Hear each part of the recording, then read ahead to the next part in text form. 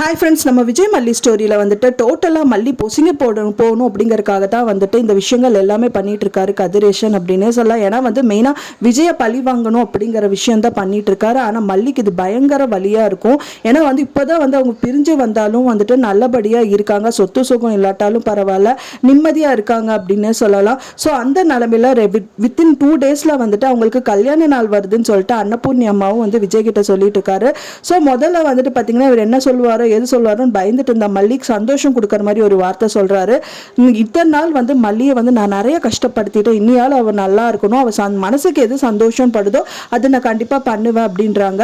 So நீங்க எங்க கூப்பிட்டாலும் என்ன பண்ணாலும் நான் ஓகே சொல்றேன் அப்படிங்கிற மாதிரி சொல்லி வச்சிருக்காங்க. ஸோ அந்த நிலைமையில பாத்தீங்க அப்படின்னா கதிரேசன் வந்துட்டு பெரிய சூழ்ச்சி வலை ஒன்று வீழ்த்த போறாரு அப்படின்னு சொல்லலாம். மெயினா வந்து பாத்தீங்கன்னா ஐ விட்னஸ் வந்து வேணும். அதாவது வந்து அவங்க பொண்ணை வந்து கொலை பண்ணவங்க யாரு அப்படின்னு நேர்ல பார்த்த சாட்சி மட்டும் இருந்தது அப்படின்னா வந்துட்டு வெண்பா பாப்பா அவங்க வந்து கூப்பிட்டுக்கலாம் அப்படிங்கிற மாதிரி அவங்க வக்கீல் சொல்றாங்க. ஸோ அதுக்கான முயற்சிகள் தான் வந்து மேற்கொள்வாங்க. இப்போ வந்து ராஜி வந்து கூலா இருக்காங்க. ஏன்னா வந்துட்டு இப்போ வேற வழியே இல்லை, இனி மல்லியும் விஜய் எப்படி கவுத்ததுன்னு தெரியாம இருக்காங்க.